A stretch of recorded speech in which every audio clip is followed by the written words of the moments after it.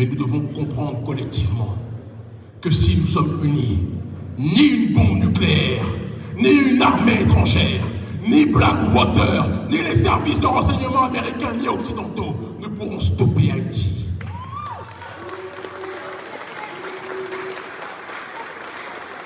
N'est-ce pas le déséquilibré de Donald Trump qui disait que les Haïtiens mangent des corps humains aux États-Unis?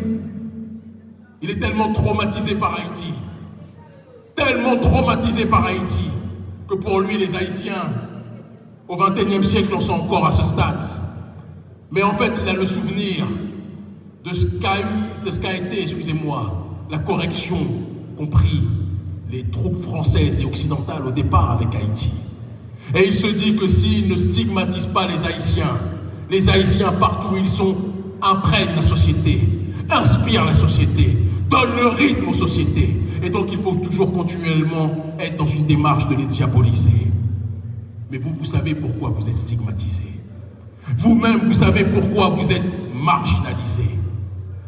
Et on dit toujours que c'est l'exclusion d'un homme par l'autre ou d'un peuple par l'autre qui donne envie au peuple exclu de se constituer sa propre puissance. Constituons-nous notre propre puissance, peuple d'Haïti. Rappelons-nous la puissance que nous constituons lorsque nous sommes unis. Rappelons-nous la puissance lorsque les jeunes écoutent les vieux, lorsque les vieux respectent les jeunes. Rappelons-nous la puissance quand l'homme noir donne la fierté à la femme noire et que la femme noire est dans une démarche de donner la bonne direction à partir de son cœur à l'homme noir. Rappelons-nous ce que c'est que la logique du partage quand vous avez un peu, que vous êtes dans une démarche de pouvoir donner à celui qui a moins. Rappelons-nous ces valeurs qui font du peuple haïtien un peuple unique sur cette terre. Rappelons-nous que ces valeurs sont les points cardinaux qui donneront lieu à la résurrection de notre population. Et rappelons-nous que si nous marchons dans la même direction, aucun pays sur cette terre, je dis bien aucun, ne pourra se freiner, stopper le chemin pris par Haïti.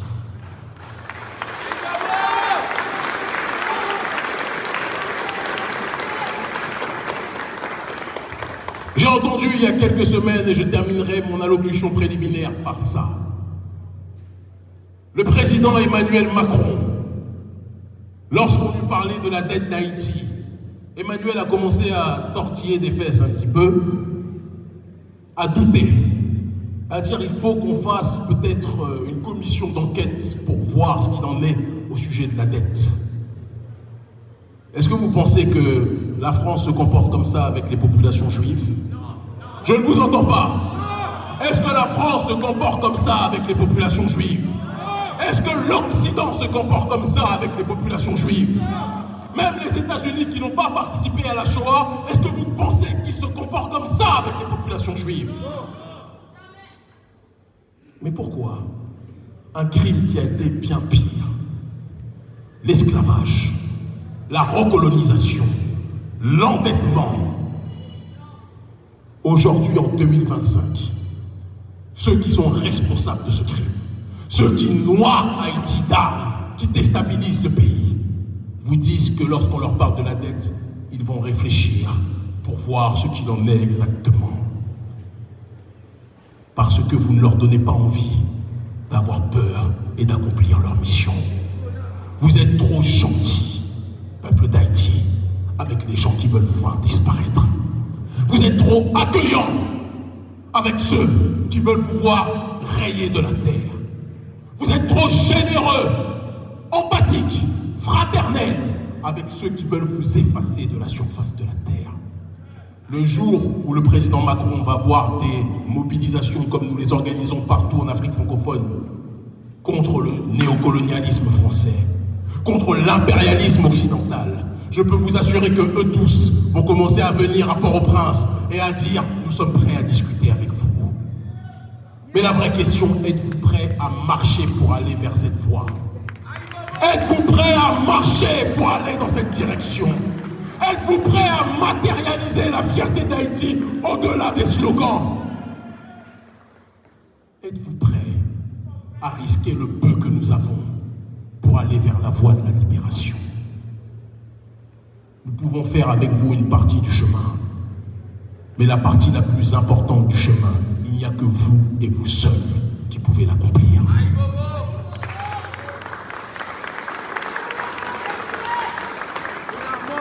Je ne suis pas venu vous caresser dans le sens du poil aujourd'hui. Comme jamais d'ailleurs.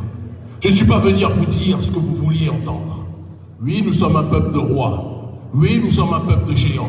Mais un peuple de rois qui se comporte comme un peuple de moutons mérite de finir à l'abattoir. Un peuple de rois et de reines qui se comporte comme des moutons mérite de finir dans l'assiette du colon.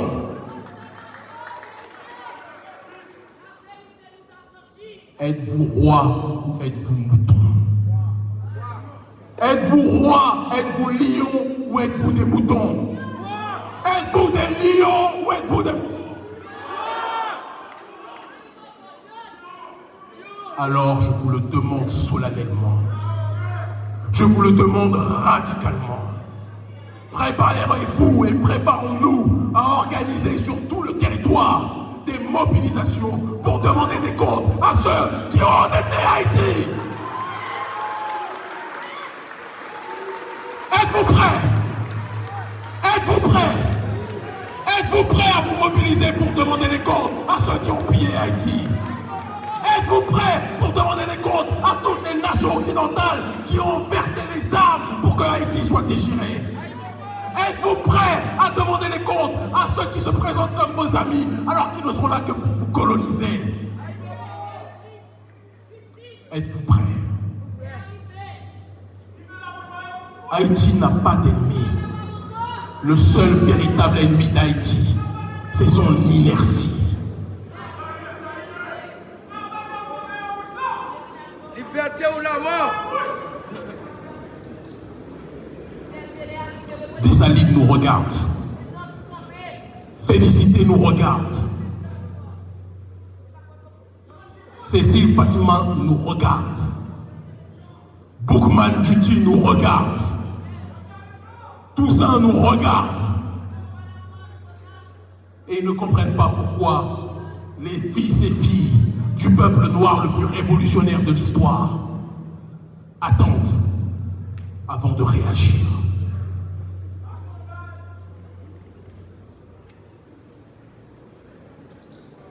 Peuple d'Haïti, rappelle-toi de qui tu es. Peuple d'Haïti, rappelle-toi quelles sont tes valeurs.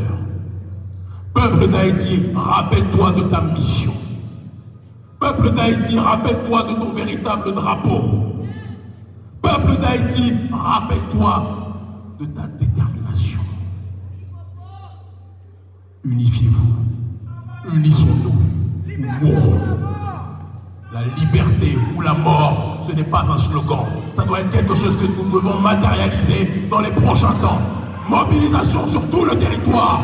Union du prolétariat et des gangs qui demandent pardon. Résistance, et vous aurez le soutien des pays du Sahel. Vous aurez le soutien du Niger. Vous aurez le soutien du Burkina Faso. Vous aurez le soutien du Mali. Si et seulement si vous décidez de vous mobiliser contre l'impérialisme.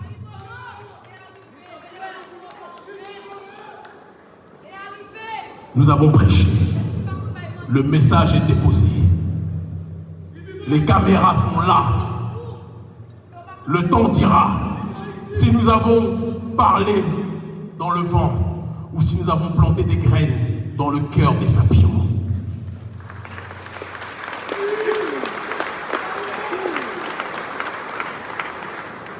Une amie journaliste m'a appelé avant-hier et m'a dit qu'Émi, avec ta déclaration et ta proposition que les gangs déposent les armes contre le peuple et réorientent leur énergie contre l'impérialisme, tu es encore plus ciblé par les États-Unis.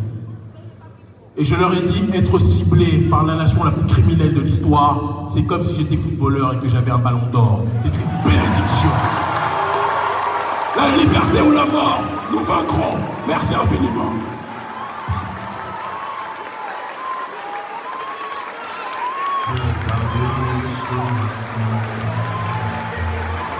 Milliers d'exilés mal du pays. lève la nuit, exilé de ton nid.